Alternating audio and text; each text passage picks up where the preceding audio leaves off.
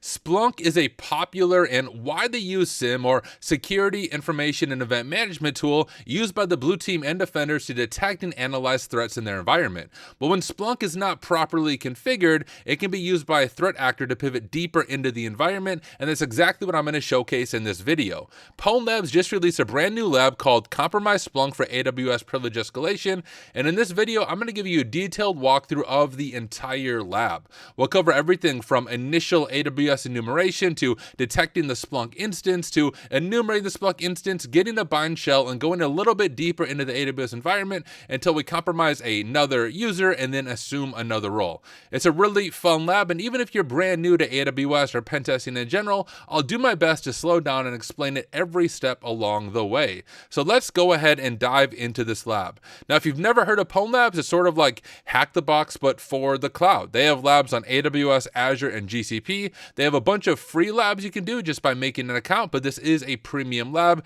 that you do need a subscription for. But when we launch the lab, we are provided with an access key ID and a secret access key.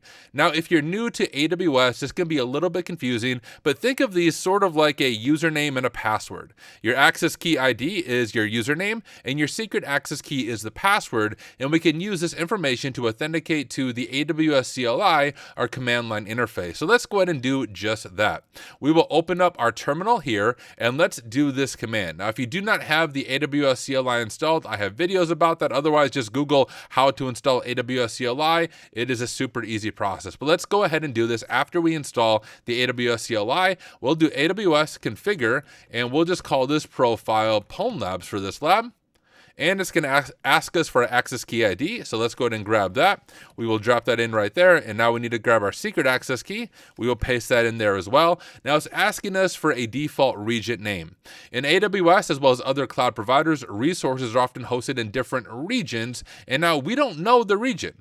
We're treating this like a red team engagement. Maybe we found these access keys in a code commit or something along those lines. So we don't know the region yet. We'll just do US East 1. That's a good beginning point. We'll do that. Output format, you don't really need to specify this, but we can just do JSON. And now let's go ahead and see if we have the profile set up correctly. Now in Linux, you can run the command whoami to figure out your privileges. So if I do that, I can see that I'm Tyler, or ID to see the groups that I am in. Well, in AWS, they make it a little more confusing. So to run like the AWS equivalent of whoami, this is the command. We'll do AWS sts get caller identity profile Pwned Labs. And when we do that, you can see we successfully authenticated to our target AWS environment. We have our user ID right up there. We have the account ID or the account number, and we have the ARN, or our unique identifier for the user that we just gained access to. Now, a big part of doing a pen test and doing anything like this is taking good notes. So now that we have some initial information, let's set up our notes. Now, I use Notion for my note taking. It's really less important what platform you use, and just more important that you're in the process of taking notes. But here is this. Let's go ahead and do, we'll do an H1 here, and we'll just call this enumeration, and let's do an H2 rather, and we will say these are our credentials, and let's go ahead and drop these in here. We'll just grab this, showing that we configured our profile, and we can go down here and show the user that we now have access to. We'll go ahead and copy this and just drop it here into our code block. So we have our cred set up, and the cool thing also about Notion, it'll make a nice little table of contents over on the right side. But once you get access to an AWS account, well, the next thing you want to do is enumerate the AWS role. What permissions do we have in the environment? You see, in Linux, you would do this by, once again, running the ID command or doing sudo-l and enumerating the environment that way. Well, the cloud's a little bit different. We often need to try different permissions and see what we have access to. And although you can try to do this manually, I like to use a little tool called Pacu. Now, if you've never heard of Pacu, it's created by Rhino Security Labs, which just happens to be the place where I work. But Pacu is sort of like Metasploit for the cloud. And let me show you real quickly how to install Pacu if you don't have it installed. If you just go to Google and type in Pacu GitHub,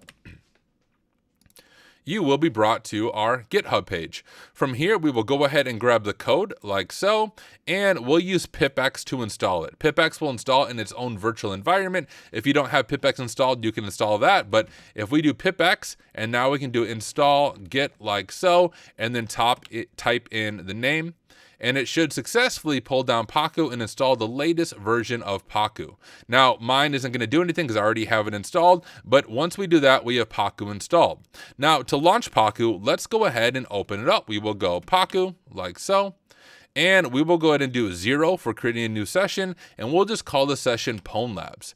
Now, the next thing we want to do is import the keys that we just added to our AWS environment, and we can do that with this command. We can do import keys, and remember the names of our key is Pwned. All right, now if we do who am I, we can see our user information here, but we don't have any information on our permissions. So let's go ahead and fix that. Now in Pacu, you can search for different things to see what modules you can run. And what we want to do is get information on IAM, or our identity and access management, our user roles in the AWS environment. So let's do that. We will type search IAM.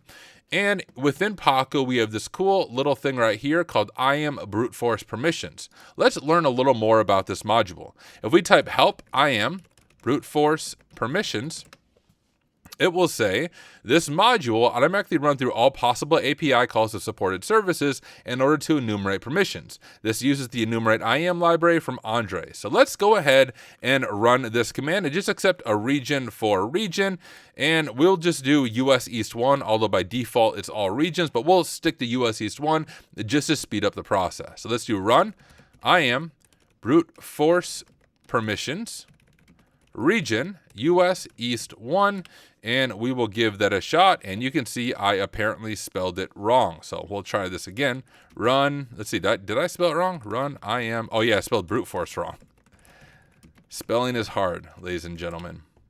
What, did I still spell it wrong again? Am I going crazy? Run region US East 1. There we go. Yes, I did spell it wrong again. It was a double underscore is what I did wrong. Well, the first time I spelled brute force wrong because I'm really good at spelling. The second time I didn't do the double underline, so it didn't detect it. But the third time is a charm. I did it correctly. Now, what it's doing right now is, just like it said, it's trying all these different API calls to see what access we have. Now, right away, we can see we can list roles, so that's going to be important. We might want to do that. We can get a session token. We can get our caller identity. We've kind of done those things. We can describe instances, so that's another thing that might be handy for us to dig into. One more thing that I completely forgot to do, if you're following along in this lab, you do need to download the VPN, and I don't think I did that. So let me go ahead and download the VPN from Pwned, and we will connect to the VPN while Pacu runs. So I'll go like this. We'll call this VPN, and we'll do sudo open VPN downloads Tenebrae 39, like so. And let's go ahead and jump on the Pwned VPN. I'll pull that over here, and we'll just name this one Pacu. I'm going to open up a new terminal, and we'll have a terminal right here, and we can even begin looking at some of these things. So for example, we have this IAM list roles. Let's go ahead and see what roles might be available to us from this Pwned, this initial, I think it was a SOC tier 1 account. If we glance over the notes, we can see what the user is called. Yeah, so SOC tier 1. Let's see what roles we have access to. We can do it with AWS IAM list roles, I believe. I'm going totally off memory. We'll do profile Pwned, and we will see if that works. And look at that, my memory serves me correct. So we can glance through these roles. Some of these are just basic AWS service roles. What we're really interested in is any custom roles that might be in the environment. And so we'll scroll, AWS service role. And here is a custom role. So we have a role name incident response. We have the ARN right there, but most importantly, we want to know, hey, which user or which role can assume this role? When we look at the statement right here, we have an allow for this principal, the Splunk principal. Now, we are not that principal, so we cannot assume that role, but we can say, hey, if we do manage to compromise a user named Splunk, then we know that we can assume a role, and the role that we can assume is the incident response role, and maybe that will give us greater access in the environment. So that's definitely going to be something we want to take a note of. So let's go ahead and grab this, jump over to our notes, and we'll just call this like roles maybe, and we'll drop this in, and we'll just drop a note to ourselves. We'll say, if we compromise the Splunk user, we can assume the role incident response and perform further enumeration. Like so. Let's jump back over to Pacu and see if that is done, and you can see it is. Now, when this is first done, it looks incredibly confusing. So let's look at this together. If I do who am I now, it will make it a lot easier for us, and it shows us the exact permissions that we have. We can list roles, which we already did. The STS ones, this isn't super helpful to us. DynamoDB also isn't going to be super helpful, but we can also describe EC2 instances. Now, if you're new to AWS, EC2 was just AWS's way of saying a virtual machine. I don't know why they have to call them EC2. It's just because AWS wants to be unique in that way, but let's go ahead and grab this information for our notes, and we can drop this down right here. We'll just say our users IAM permissions, like so. So we've already listed the roles, but let's go ahead and check out the EC2 instances. Jumping back over to Pacu, if we do search EC2 like so, you can see that we can actually enumerate EC2 instances from right here in Pacu. We have this EC2 enum. That might be a helpful command to run. Let's do help EC2 enum and see what this actually does. It says this module is used to enumerate the following EC2 data from a set of regions: instances, security groups, IP addresses, VPN, blah, blah, blah, blah. Seems like helpful information that we would need, and it accepts a bunch of different options. And if we do not specify a region, it defaults to all of the regions, which is going to be helpful for us.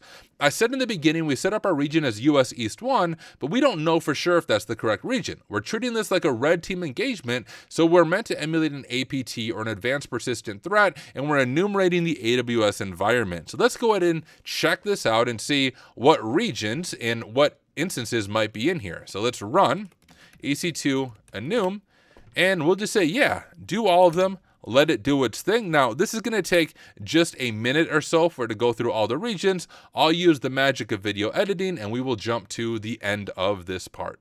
So it took just about a minute, but it finished going through all of the regions and it found one instance. Now, to get that instance, we can go ahead and type in data right here, and it should pull up all the data of the EC2s that it found, and you can see it actually found an instance in the US West 2 region, which we weren't even sure about. So we have an instance in US West 2, and we have the private IP and the public IP once again here in US West 2. So let's go ahead and grab this. We will jump back over to our notes, and we'll call this enumerating EC2.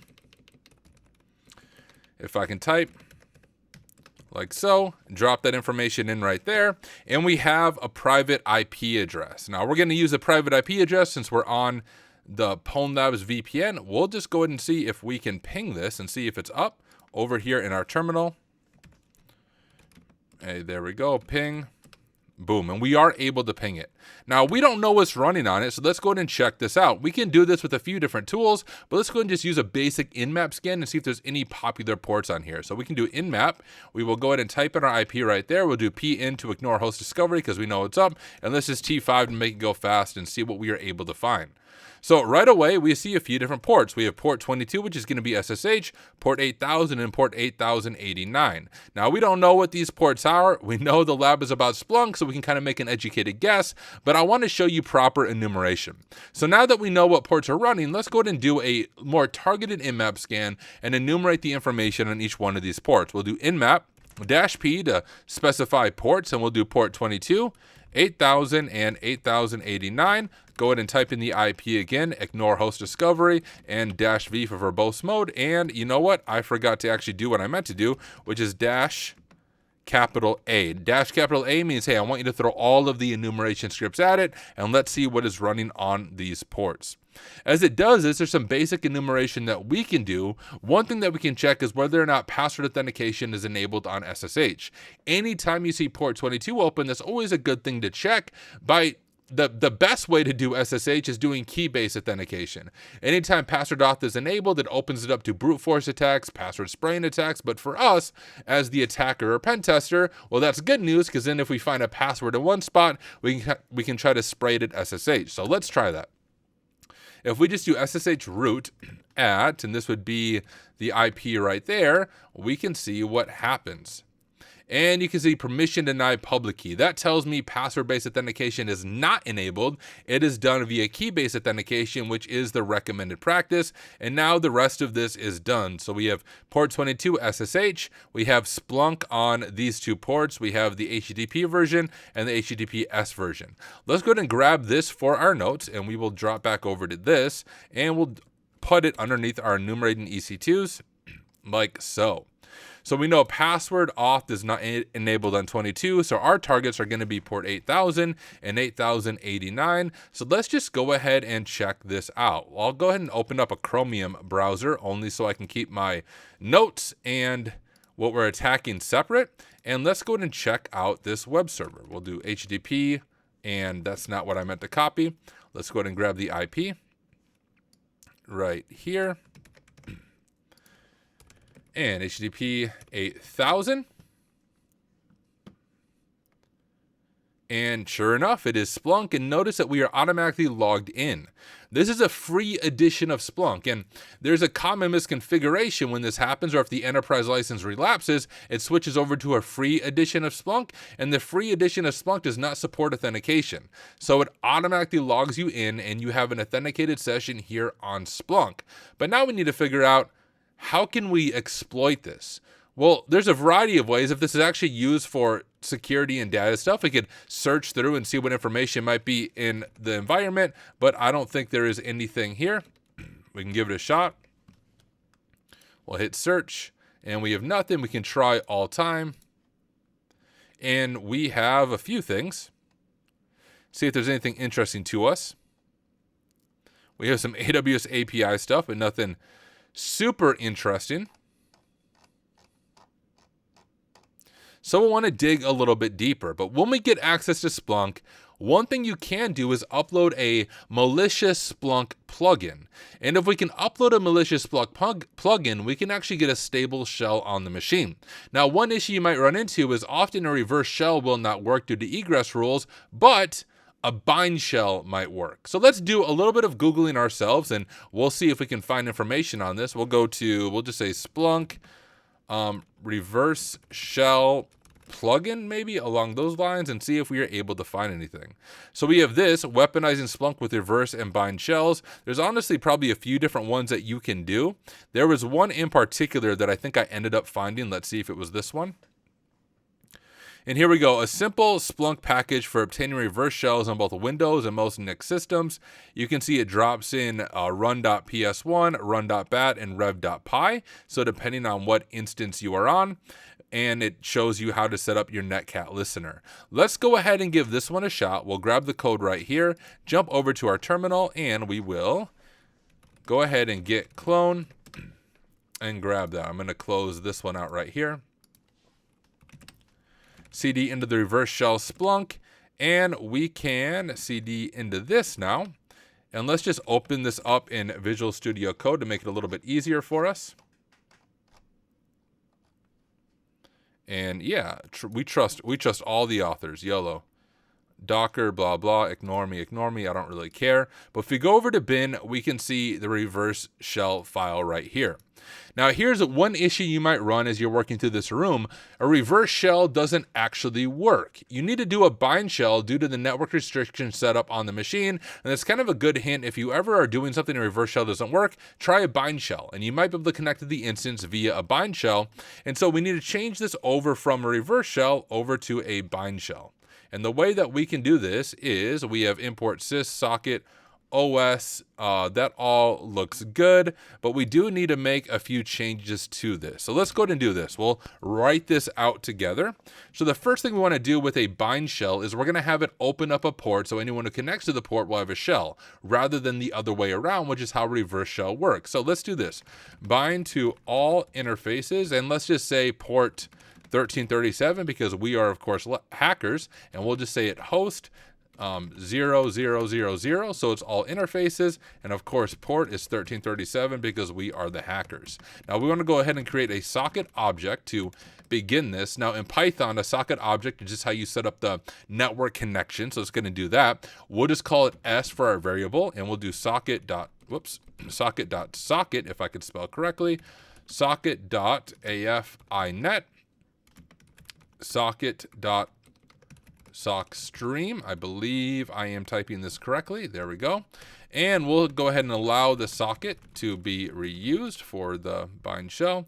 s.set.sock.opt socket sol socket dot so reuse address, so we can reuse it and then close that out right there. Now, we're going to go ahead and set it up so it binds the socket to the specified host and port. So let's do that.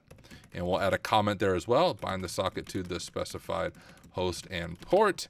And we will do that. We'll do sbind host port like so. That looks good to me. And we can go ahead and add a print statement just to make it a little bit neater to work on. We'll do that. And we'll say listening on host. Whoops. Host, and then we'll say our port like so. Let's see, sbind host port, listening on host port. I'm sure I'm doing something wrong. We'll find out when I actually try to execute this, but so far, looking it over, I think it all looks good to me.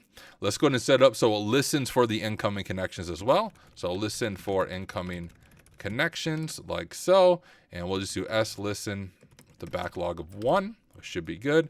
And now we just need to have it accept a connection. So easy enough. We'll do our connection address equals accept like so, and we can say, hey, print f, whoops, like that, just to make it a little clear, and connection established from address like so. And now duplicate the sockets file descriptor to stdin, stout, and st there.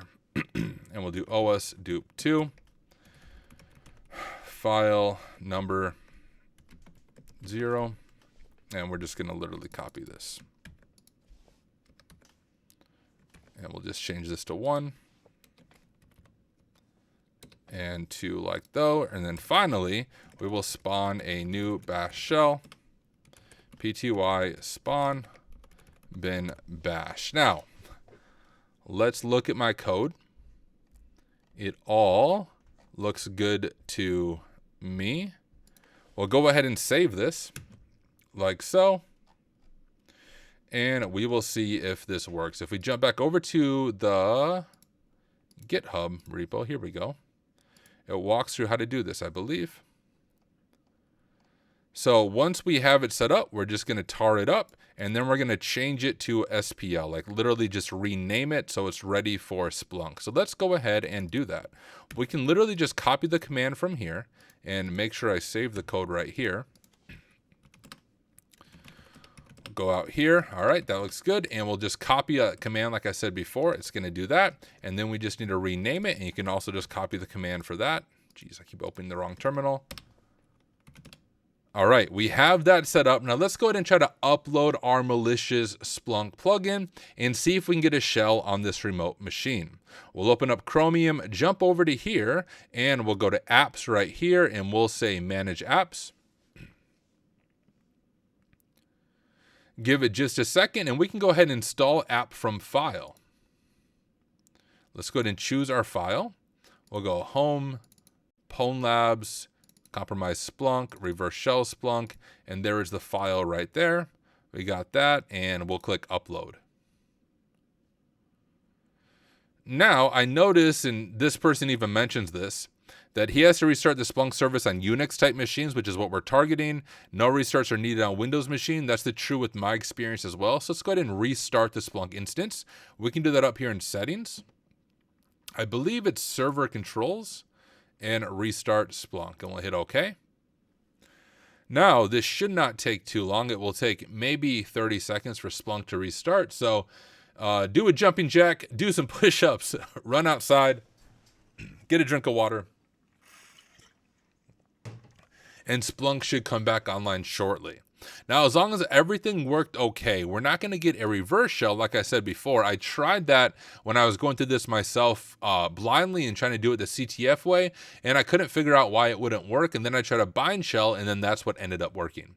We can jump back over to this. You can see Splunk is up, and let's see if we are able to get a shell on this instance. So we'll go ahead and do netcat, and then whatever our IP is. If we jump over to our notes here, our IP is right here.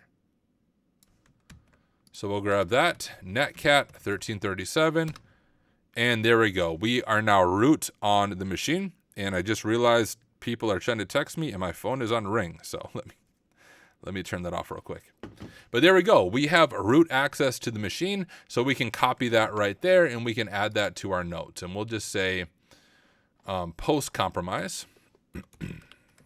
Now, if you're documenting this for yourself, I recommend you document how you actually uploaded the shell into Splunk and everything, but just for the sake of time, I won't redo all those steps in my notes. I showed you guys on the video how we were able to do that with a bind shell, but we now have access to the machine.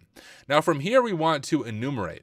Initially, I thought, hey, maybe we can hit the metadata endpoint in AWS and see if there's an instance or a role connected to this instance, and there is not. So if you try that first, you are going to fall into a little bit of a rabbit hole, but you recognize very quickly you're in a rabbit hole. So let's just enumerate the file system. We have root access. If we do LSLA, there's a few different things we can do. One is if we go over to home and see what users we have, we just have Ubuntu. But if we cd into Ubuntu and do LSLA, you can see we do have an SSH file. So let's cd into that.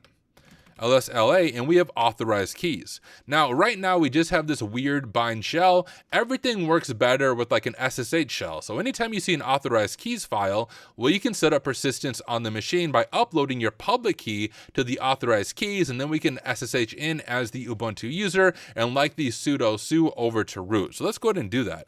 If I open up this tab, and I'll just cat out home Tyler SSH, you can see the many times I've done this before, and grab my public key right here. Here's my public key. I'm just going to copy this, go back over to SSH access, and we will do echo that double so we don't overwrite the file, and authorize keys. Now from here, we can just do SSH Ubuntu at whatever this IP is again, right here.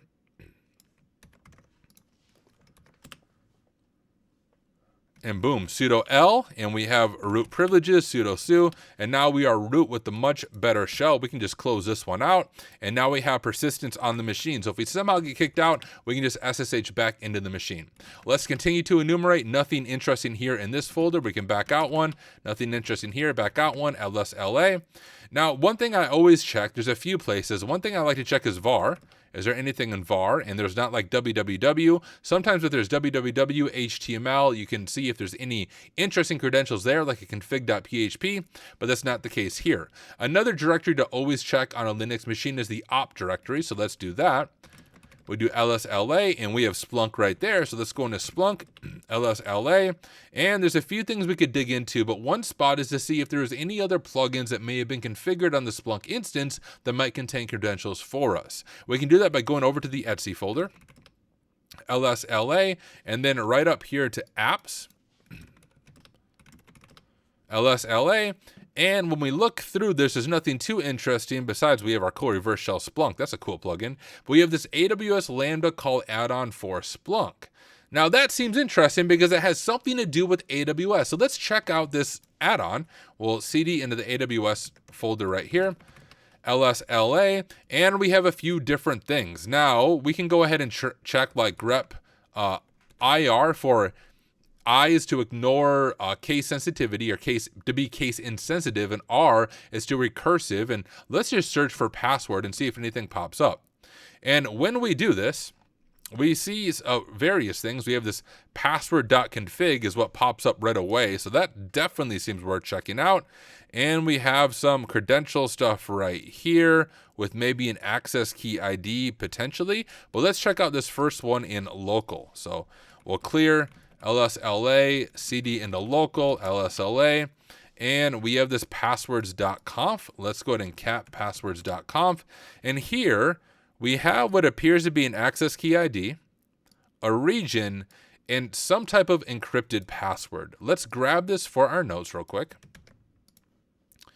And we will just drop this here so we have the information. And let's read about what the heck this encryption is. So we can just copy that, open this up, and we'll just say, hey, what is this Splunk? Maybe we have some information. And the first one here is Splunk show decrypted command usage. I am used to the following command to decrypt Splunk configuration passwords such as pass. So it's Splunk show decrypted and then pass it the value. Well, let's see if we can do that. So if we type in Splunk, do we have it on our command line? And we do not. But if we jump back over to opt, see over to Splunk, it's likely in bin, and we, I think, have it here. Okay, beautiful. So we have Splunk here, and the command is show decrypted, pass it our value, and let's grab it our value from our notes right here for the encrypted password. Whoops, did not mean to delete it. I meant to copy it. Jump back over to our terminal, type in that, go like so, hit enter on our keyboard, and it successfully decrypts it, and it gives us what appears to be a secret access key. So let's grab that information for our notes. So now what we have are AWS creds. More AWS credentials. We can copy this in. So we have our access key. And let's grab the access key from right here. And we have our secret. And our secret is right here. And of course, our region is now US West 2. So let's go ahead and configure these keys. We'll go over to a new tab. And we'll do AWS configure profile. This would be, we'll just call it Splunk. Our access key ID, we'll grab that from right here. Our secret access key, we'll grab that. Default region was US West 2. JSON, and now let's see if we actually have access as this user. AWS STS get caller identity profile Splunk. And we do not. When calling the get caller identity, the request signature we calculate does not match the signature you provided. Check your AWS secret access key and signing method. So I maybe have a typo in this. Let me go ahead and look at this. We have this right here, which I think I successfully decrypted it. We have our access key ID right here, and we have this information right here. Actually, you know what? I realized what we did wrong. I used a double quote, so we need to use a single quote because it's failing over here on the special character. I just realized that looking at it. So let me try this again. So if we do single quotes instead, it will ignore those special characters, and let's see if we get a different value, and we do. So let's go ahead and grab this different value, and we'll grab that for our notes and replace it. So note to self, that's what we need to do. Jump back over to our terminal, AWS configure profiles, AWS configure, there we go, profile Splunk. Access key ID can stay the same. Let's update the secret access key. That can stay the same. That can stay the same. And now we can try to see if we have access, and we do. So we'll grab this information, jump back over to here, and drop it in right there. Now let's continue to enumerate. Let's open up Pacu again, and we'll go ahead and do another new session. We'll call this new session Splunk. We'll import our keys like we did before for Splunk. And let's begin, as before, looking what IAM permissions we might have in the environment. We can search IAM, and we can just run that same brute force permissions one. IAM brute force permissions, so run IAM brute force permissions. We'll say region US West 2. And hit enter. Now we'll let it do its thing, and we'll see what permissions we end up having in the environment. And once again, through the magic of video editing, we'll let this go. It'll take just about a minute, and I'll see you guys when it is done. All right, it took just about a minute, and our enumeration is done, at least for our IAM permissions. Let's go and do who am I and see what permissions we have. And you can see that we have Dynamo describe endpoints, get caller identity, and get session token, which is interesting. Nothing too helpful for us, but remember our notes. We have compromised the Splunk user. We can show that if we do. We can just exit out of here. And AWS STS get caller identity profile Splunk. And who is our user? Well, our user is, of course, the Splunk user. And if we jump back over to our notes right here and scroll up to our initial enumeration, remember, we discovered a role named incident response. And this incident response role can be assumed by the Splunk user. So let's go ahead and do that. The way that we are going to do that is with this syntax right here, which, if you don't remember this, that is okay. I Google it like every single time or ask ChatGPT because I always forget the AWS syntax. But what we're going to do is use our new Splunk user to assume the incident response role and see what permissions we might have there.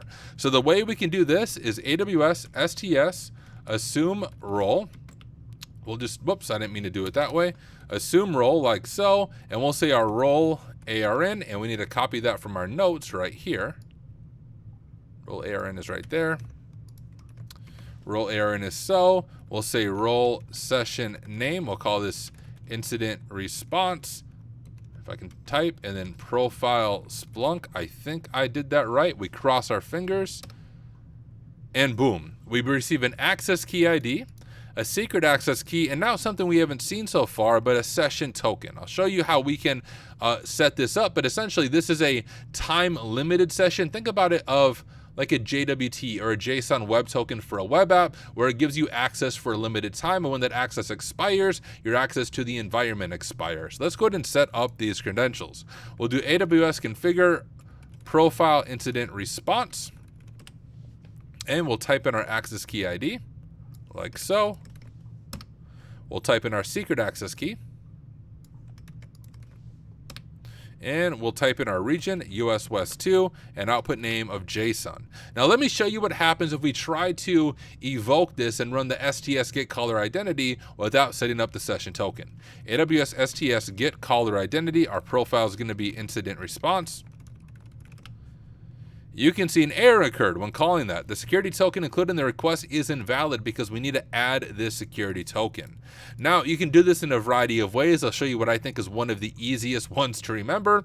We'll just do mousepad, and we'll do our home folder, AWS credentials. Now, when you set up AWS and first authenticate, it will create a credentials file for you. Now, this file needs to be private, so I don't recommend showing this in a video or on stream. I'm doing this because, as you can see, the only credentials here are directly from this lab, but underneath incident response, let's set up this session token. We'll do AWS session token equals, and then paste that in, do Control S to save and close it out. And now let's try to run that command, and you can see we successfully run it as the incident response role. Let's reopen Pacu. We'll create another new session. We'll just call this incident response, and let's import the keys for incident response again. Search IAM, and once again, let's redo our enumeration. I hope you see this. This is a circular process. You compromise a user, you enumerate. You compromise a user, you enumerate. You compromise a user, you enumerate, and you keep digging deeper and deeper into the environment. But let's brute force our permissions again. We'll do run IAM, brute force permissions, region, US West 2, like so, and we will hit enter. Now I'll use the magic of video editing. We'll jump to the end of this, and I'll show you what permissions we have in the account. All right, took just about a minute, and our enumeration of this user is done, or this role rather. Let's do who am I and see what permissions we have. Now this time we have a few different permissions, really just one, and what should stand out is this describe instances permission. With this, we might be able to dump what's called user data on the EC2 instance, and this is something I see in the real world pretty often, where secrets or credentials are stored in the user data of a virtual machine, and if we can dump that user data, well, we might be able to find something sensitive. So let's give that a shot, and once again, we can automate this with Pacu. If we search EC2, you can see we have an EC2 download user data, but before we can do that, we need to run EC2 enum. So let's go ahead and run EC2 enum region US West 2. We'll take just a second to run through that. You see it found our instance, and now if we search EC2 again, let's run EC2 download user data, like so, and hey, we don't need to run that, we already ran it, so we'll do no. And apparently I do need to run, so let's do that again. We'll do yes to run it, and no there. Maybe I should learn how to do this. Yes, and we'll let it run its thing again. I was thinking we wouldn't have to do it since we already ran EC2 enum, but apparently we do. So this will take probably just about a minute or so, and I will speed up the video, and we will see what this discovers. All right, it is done. Took about a minute or so. You can see it downloaded the user data and gives us where it is located. So let's grab that directory. We'll open a new tab, and we'll just CD into it, like so, LSLA, and we have our EC2 user data right here. We'll CD over to it, LSLA, and now here is where we can get the user data, but here's the thing. I don't want to give you the answer. What I can tell you is this is where the flag is located, but I want you to do this lab for yourself. So even if you watch this entire video, hey, I just showed you the process. And there's learning that's done by watching the video, but even more learning is done by hands on keyboard and following along. So the only thing you need to do now is go ahead and cat out that file, and you will see the flag in order to complete the scenario, and you can mark this scenario off your list.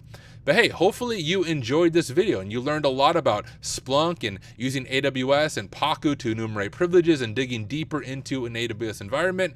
And what I can tell you from doing real world pen testing, both AWS and general pen testing, is this is very real world, the kinds of things I discover on a regular basis when I am doing a pen test. So hey, let me know what you think in the comments. Was something confusing? Was something helpful? Something you maybe learned from this video? Believe it or not, I do my best to read every single comment on my videos. Some people say that's not good advice, but hey, I want to hear from you guys and I want to do my best to help you. So I will talk to you guys in the comments. Thank you for watching, and I will see you in the next one.